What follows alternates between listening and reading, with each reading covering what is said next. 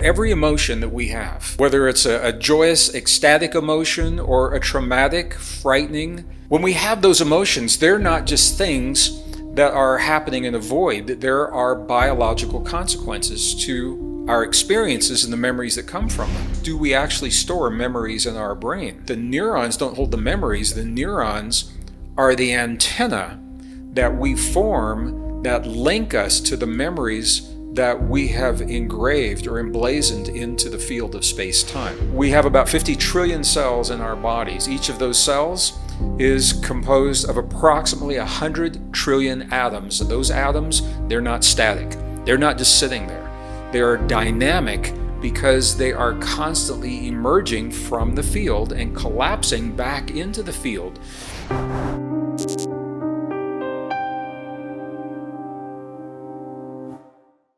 Hello everyone, Gregg Braden here, and I want to welcome you to this session of questions and answers. We in the past have made an attempt to answer your questions individually. When people would write to us through emails or social media, I have a team, I have a staff, they work with me because we want to honor each of you directly with your question. As you can imagine, we're getting a lot of questions. We have so many questions, in fact, it's no longer practical for me to answer them personally. So what we're doing is looking at these questions, and interestingly, although each question that comes to me or to my staff, it's a unique question, the theme of the questions tend to fall into broad categories, and it's possible to answer many questions with a single answer. And I want to make those answers available to you because it tells me, when you're asking these questions, what it tells me is that the information that I'm sharing or that many of my colleagues are sharing, it's registering with you, it's meaningful to you. So you're saying, okay, if I understand this correctly, if what you've said means this, then how does that apply in my life? And that's where the questions come from. So I'm going to begin today. It's a really good question. This is from Pam in Southern California. She asked a question, Greg, you mentioned that memories are held in the field. How does that relate to all the work finding that memories are held in the body, especially traumatic memories? Well, that's a really good question. We're talking about two different kinds of memories. So I'm going to begin by talking about the body. What we now know, and a lot of the validation for what I'm going to say to you, comes through the work of a woman that I had the honor to know while she was in this world. She's now passed on. It was Dr. Candace Pert. We both had the same publisher. We toured in the 90s and I think early 2000s together. A brilliant woman. She wrote a book called Molecules of Emotion. And so much of the answer of what I'm going to share with you stems not necessarily from her perspective, but from the information that she developed, the information that she shared and discoveries she made in the medical community. So what Dr. Pert said to us very clearly is that every emotion that we have, whether it's a joyous, ecstatic emotion or a traumatic, frightening, very sad emotion, when we have those emotions, they're not just things that are happening in a void. There are biological consequences to our experiences and the memories that come from them. Every emotion that we have creates a chemical in our body. It's called a neuropeptide. There is a lot of new information now that is emerging about the role and the power of neuropeptides in our lives. But basically, here's how it works. When we have a feeling about an experience, we're creating the chemicals. And if it is a joyous experience, you rarely hear people going to a therapist to ask for help in reeling in their joy. You don't hear people say, man, can you help me dial down my joy? I've got too much joy in my life. And there's a reason for that. Because in the joy that we experience, those chemicals are created and they metabolize freely and move through the body. And this is what they want to do. They want to move through the body and metabolize through tears, through perspiration, through urine, through feces, body fluids, breath. We are always emitting fluids through our breath as well. So the joyous neuropeptides appear to be emitted without much of a problem. However, when we have an experience that is a frightening experience, or if we're young in life and we don't have the tools to deal with it, it can be a traumatic experience, or even older in life with no tools to deal with it. That trauma presents a series of circumstances in the body that prevent the neuropeptides from metabolizing.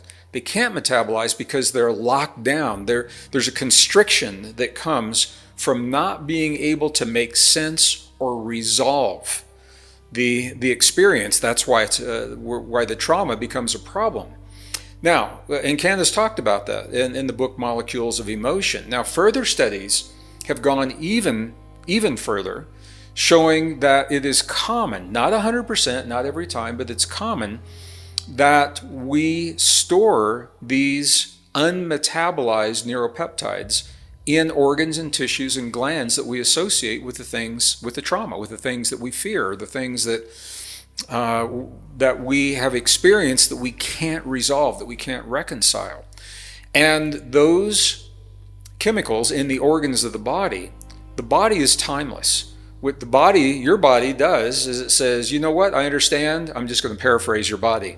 Your body says, I understand you can't process right now because you don't have the tools, so I'm going to help you out. I'm going to store this unprocessed neuropeptide for you until you reach a point in your life that you can help me to process and metabolize this experience. To the body, that could be a year, that could be 60 years. The body it's not working on the same linear time scale that we are. And that's why it's not uncommon for us to heal to the level that we're capable of, a traumatic experience. We will heal that to survive. We'll cope with it the way we need to as a child or early in life or whenever it is. It's not uncommon then later in life as we become more conscious of ourselves, our bodies, our relationship to our past, our own relationships. It's not uncommon the body will take that opportunity as a window of opportunity to metabolize the chemicals, the neuropeptides that were stored from early in our lives. When that happens, it may surprise us. We may not be ready for that. We may not know what it is that's happening. I'm not saying it can be conscious if we're using therapy, and there's a lot of really good therapies out there. Sometimes it can sneak up on us in times that the body sees as opportune, but we may not consciously see it coming. And we've all had those experiences. One of the most common, I'll just give you an example, is in the passing of a loved one. When they pass, we're often very occupied with details and arrangements and memorials and invitations and contacting family. But you'll hear frequently that it's the 1-year anniversary that hits people the hardest. And I'm not surprised. And the reason is because in that 1-year anniversary, and sometimes you're not even looking at it on a calendar, you're just going about your day and all of a sudden, bam, it hits you. And you say, you feel tremendous sadness, for example. Or you're crying for no apparent reason or sobbing for no apparent reason. You could be sitting at a traffic light, waiting for the light to change, thinking of nothing, and that's the key. In the emptiness, the body takes this opportunity of a body memory. So this is where we're going with all this. These are body memories, are the chemicals in the body that are processing these experiences, and Pam asked specifically about trauma.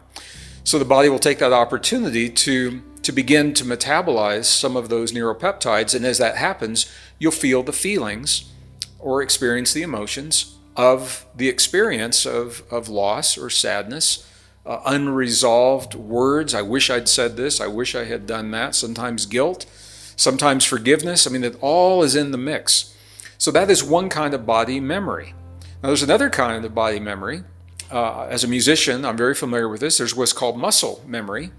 Celloists know this, violinists know this, guitar players know this, where we teach our body to respond in a very specific way to our cues of playing an instrument or of physical exercise. If you study martial arts, you're using body memory to go through the kata, or to use with the swordsmanship, or with nunchucks if you're studying martial arts.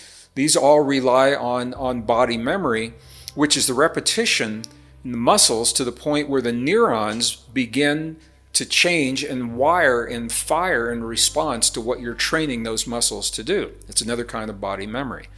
So I'm making those distinctions. There is a field of energy that underlies all of existence. Scientists now accept this. It was published in the year 2012. The scientific findings through the CERN superconducting supercollider in Geneva, Switzerland, they found evidence for this field scientifically. Intuitively, you and I and many people and our indigenous ancestors always accepted that the field was there. We didn't have to prove it. But the science came to terms with the fact that this field is here. Well, now this is where it gets really interesting, because that field of energy is more than just random energy. It is a field of information. And we are in constant communication with this information, and here's the reason. Because the field isn't out there. A lot of scientists do this. They say, oh yeah, there's a field out there. It connects all things. I've seen them do this at the conferences. They'll stand up on the podium and they'll say, oh yeah, we discovered this field. There's a field out there that underlies all existence. It permeates all of creation out there. Here's what they're missing. The average human, whatever average is, we have about 50 trillion cells in our bodies. Each of those cells is composed of approximately 100 trillion atoms. And those atoms, they're not static. They're not just sitting there. They are dynamic because they are constantly emerging from the field and collapsing back into the field in this rhythm, in this dance that tells us that we are not static beings. We are dynamic beings. And this is the beauty of our existence that makes change possible, because we're not locked into a static configuration of the atoms for the condition of the health of our bodies or the tissue in our bodies or our glands or our organs. It's dynamic. When we assume a consciousness that provides a new blueprint for those atoms that are emerging, those atoms are going to conform to that blueprint.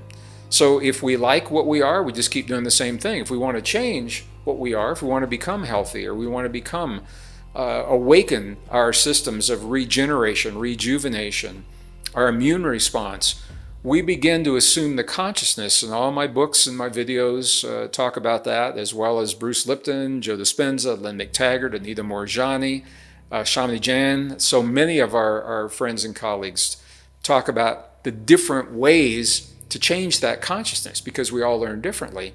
The point is that we can change that consciousness, and that is a different kind of memory. So in the field, not only do we have the memory that informs our body of how to present itself in the world, but we are also laying down memories in the field as we move forward through space and time. I'm creating a memory right now. What I'm saying to you right now in this present moment, a moment from now will become a memory. It is now engraved into the field of space and time, and those memories don't go away. They're in the field. Now, I think what Pam may be referring to here, one of the really interesting discoveries, and some of the neuroscientists began looking at in the late 90s and the 2000s, do we actually store memories in our brain? You know, they're dissecting memories and saying, what part of the brain contains this memory, and how, you know, where is the memory in the neuron? They couldn't find it because it's not there. What it appears to be, the mechanism appears to be that the neurons don't hold the memories. The neurons are the antenna that we form that link us to the memories that we have engraved or emblazoned into the field of space-time. Nassim Haramein talks about this beautifully and eloquently. So that our memories are in the field, what we're doing with our neurons is we're configuring our neurons to access those memories, just like you would configure a television antenna in the old days to tune in to a bandwidth for a particular station or a radio station. It's a very, very different way of thinking. David Bohm talked about this, very famous physicist. Carl Pribram did some pioneering work with this when he discovered and wrote the paper saying that the brain is holographic, memory appears to be holographic. So the implications are really interesting. What happens to some people when they begin to lose the access to their memories, when they begin to experience what we call dementia, or the different forms of dementia. Alzheimer's is one form of a dementia. There's vascular dementia, there's many different kinds of dementia. Well, what it means is that the antenna, our neurons, are losing their ability to connect with our memories in the field. Now, why does that happen? A lot of reasons, a lot of potential possibilities. There are environmental reasons. There are chemicals in the environment. Aluminum is one of those. Mercury is another one of those that are additives in many of the products that we use in our foods. These metals, cadmium, mercury, I think I just said mercury.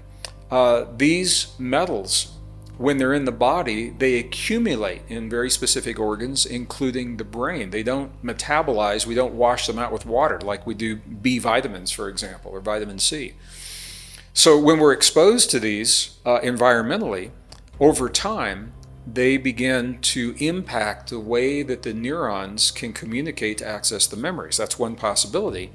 There's another one that's even more interesting to me, and that is that our bodies are so intelligent that they have the ability to create a chemical.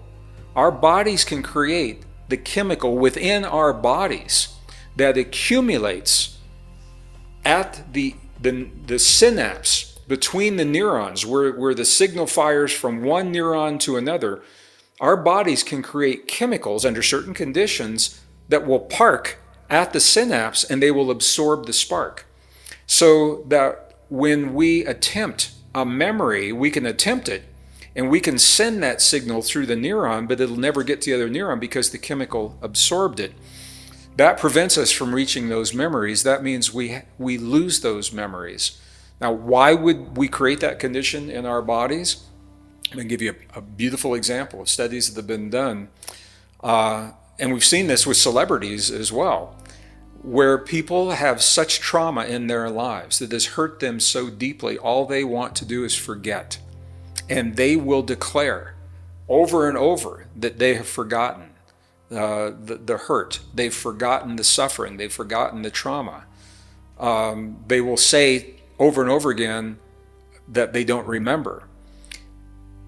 This goes very, very deep into the power of our intentions, into the power of our relationship to consciousness. If you consider what our ancestors told us, that every word we speak is a command into the field. It's a command to our bodies. It's not just an empty word. Words have power. Words have meaning. Neuroscientists have found, for example, that one word, Andrew Newberg, for example, is a neuroscientist. Andrew Newberg tells us that one word has the power to upregulate or downregulate the genes of stress in our body. One word can change us genetically. Well, that's a powerful, very powerful mechanism. So our words have power. And when we say to ourselves again and again that we want to forget the things that have hurt us, if we consider that that is a command to the body, and the body is reciprocating, the body says, I'm just going to paraphrase again, the body says, okay, you want to forget, I can arrange that for you, and the body will begin to create a chemical that matches your desire to forget. Pretty soon, the ability to access the hurtful memories no longer exists. I'm saying this, I actually witnessed this in my own mother's life. My mother passed recently from COVID, and many of you know that, and I appreciate the condolences that came with that.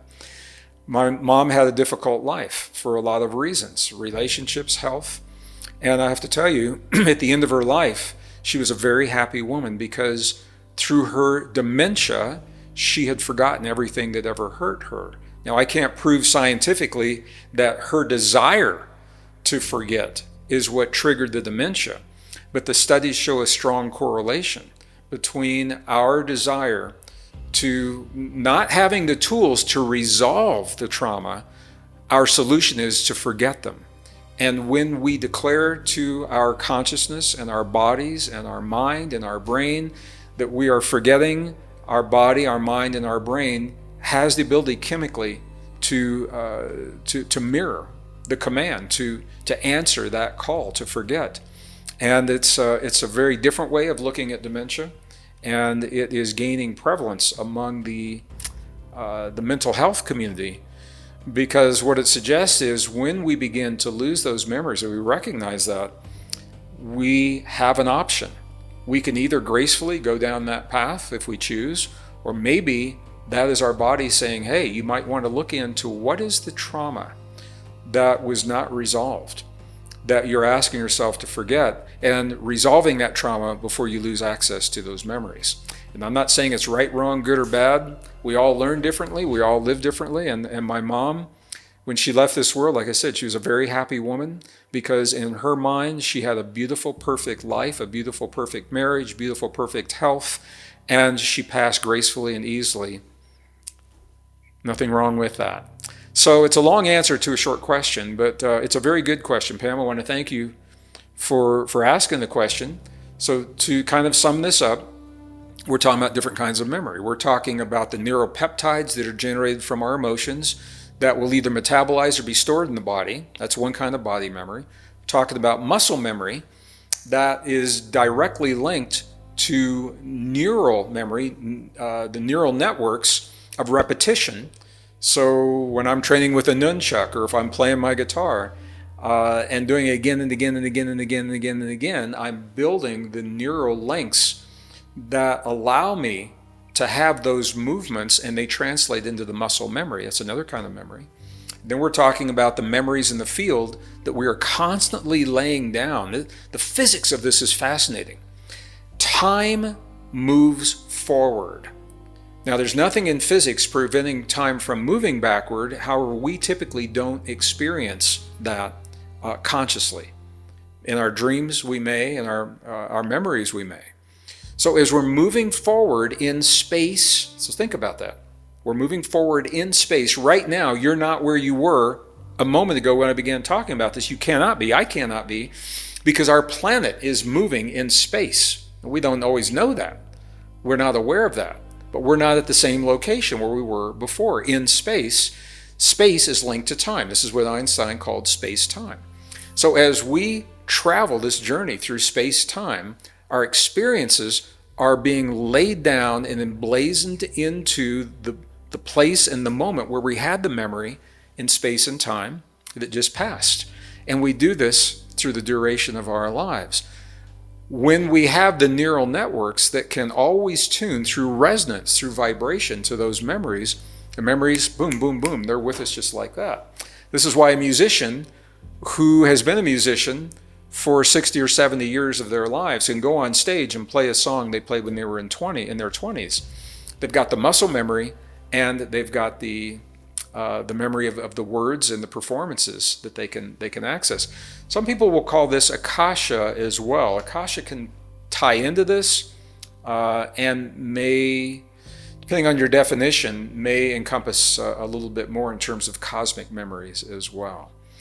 What this means is there are no secrets. All of our memories are stored in the field, and this goes a long way to helping us understand things like remote viewing, like telepathy, like empathy, what that means in our lives. It all comes down to the way that we access our experiences and the different ways to access our experiences. So I hope that helps a little bit to flesh out this idea of memory and the difference between traumatic memories, muscle memories, memories held in the body.